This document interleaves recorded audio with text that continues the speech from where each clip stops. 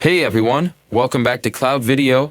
In today's quick tutorial, I'm going to show you how to disable the Windows 11 login PIN in just 60 seconds. First, go to your settings and then to accounts.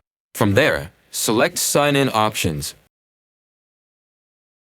And under PIN, Windows Hello, you'll notice the remove button is grayed out. No worries, go back to accounts.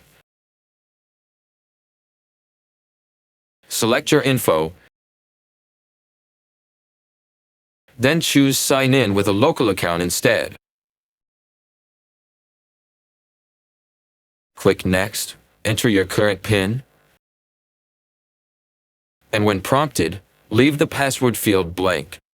Finally, select Next, then sign out and finish. Your PC will reboot, and it won't ask you for a PIN anymore. If you found this helpful, don't forget to like, share, and subscribe to Cloud Video for more quick and easy tech tutorials. See you in the next one.